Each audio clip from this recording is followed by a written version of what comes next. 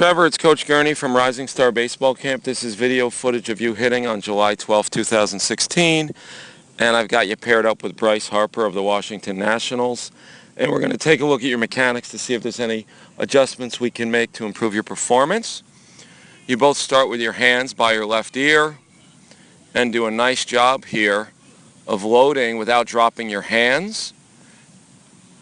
And as both of you load and land that stride foot, you're both in a good what we call launch position, but your front foot opens up right here. So this is my first concern. You land with that front foot open, and you do that frequently, and that's why you pull the ball so frequently and have a tough time waiting on the ball and hitting the ball the other way. Because when that front foot opens, you'll notice that the front shoulder also leaks open, as we see right here. Look at that front shoulder, it flies open. So let's try to keep that front foot closed longer. Only on a very inside pitch would we fly that front foot open like that. Otherwise we want to land it closed or at most 45 degrees. Because as you watch Harper, he lands with that foot much more closed than yours, and his shoulder, meaning his right shoulder, stays over the ball, whereas yours, as you'll see here, flies open. Okay? Now look at Harper's feet. He's got a lot more distance between his feet than you do. Your feet are very narrow here.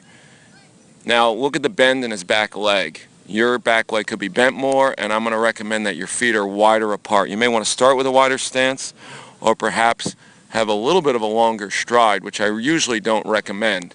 I do like your power V position right here.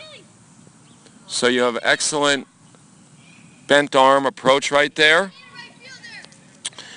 And you're hitting off a stiff front side like Harper is, but your feet are too close together. And lastly, your back foot does not rotate enough. You've probably heard the term squish the bug or heel to the sky. Look at Harper's rear foot and look at your rear foot. So 4 things that we've just gone over here. 1, make sure that front foot doesn't land so open. 2, make sure that front shoulder doesn't leak or fly open.